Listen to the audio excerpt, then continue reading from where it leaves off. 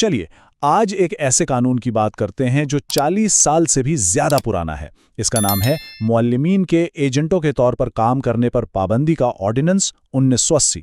नाम थोड़ा सरकारी और पेचीदा लगता है ना? लेकिन उसके पीछे की कहानी काफी दिलचस्प है। तो सबसे पहले तो ये समझ लें कि ये कोई आम हिदायतनामा नहीं है, बल्कि ये पाकिस्तान कोड का बाकायदा हिस्सा है। यानी ये एक ठोस सरकारी कानून है और इस पर लगी ये मेहर इसके अख्तियार और इसकी संजीदगी की गवाह है।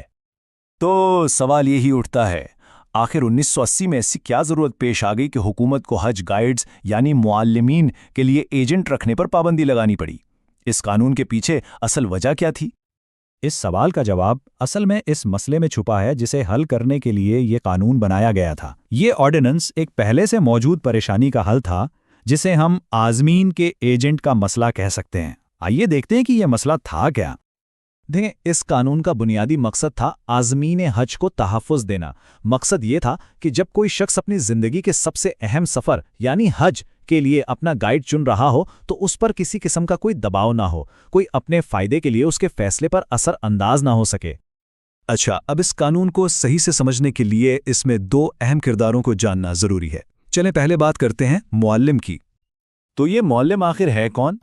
कानून के मुताबिक ये कोई फ़र्द हो सकता है या कोई कंपनी जिसे सऊदी हुकूमत ने मंजूर किया हो। किस लिए? हज के दौरान आज़मीन की रहनुमाई और उनकी देखभाल के लिए। सीधे लफ्ज़ों में ये ऑफिशियल गवर्नमेंट अप्रूव्ड गाइड्स हैं। और दूसरा किरदार है आज़िम हज, यानी पाकिस्तान का कोई भी शहरी जो सरकारी हज पॉलिसी के तहत हज करने का इरादा रखता हो। यही वो लोग हैं जिनके हुकूक के तहफ़्फ़ुज़ के लिए ये पूरा निज़ाम बनाया गया है। तो इस पुराने मसले से निपटने के लिए इस ऑर्डिनेंस ने एक बिल्कुल नया सरकारी तरीकाकार मुतारिफ कराया। अब देखते हैं कि यह सिलेक्शन का नया सिस्टम काम कैसे करता है। ये प्रोसेस बहुत सीधा सादा रखा गया है। स्टेप 1, हुकूमत मंजूरशुदा मुअल्लिमीन की एक लिस्ट जारी करती है। स्टेप 2, आज़िम हज इस लिस्ट में से अपनी मर्जी का मुअल्लिम सिलेक्ट करता है। और स्टेप 3, जो सबसे अहम है, एक बार जो इंतखाब कर लिया वो फाइनल है, उसे बाद में बदला नहीं जा सकता, ताकि बाद में किसी भी किस्म के दबाव की गुंजाइश ही न बचे।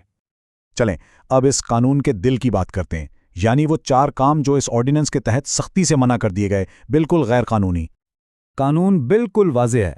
नंबर 1, कोई भी शख्स किसी मुअल्लिम का एजेंट बनकर काम नहीं कर सकता। दूसरा, किसी खास मुअल्लिम के लिए आज़मीन से राब्ता करना या लॉबिंग करना मना है। तीसरा, अपने ज़ाती या माली फ़ायदे के लिए किसी आज़म के फ़ैसले पर असरअंदाज नहीं हो सकते। और आखिर में, इन सब कामों के लिए कोई दफ्तर तक खोलने की इजाज़त नहीं।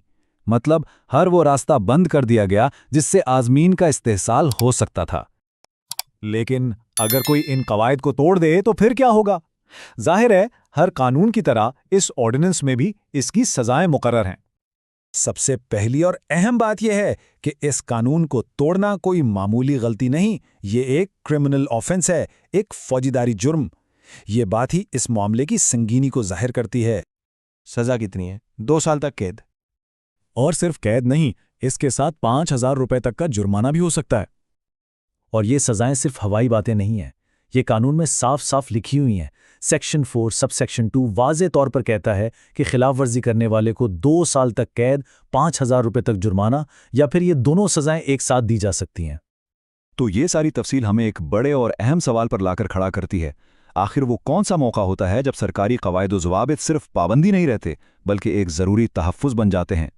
ये कानून इस बात की एक बेहतरीन मिसाल है कि कैसे कभी कभी लोगों को इस्तेहसाल से बचाने के लिए हुकूमती मुदाखलत नागुज़ीर हो जाती है।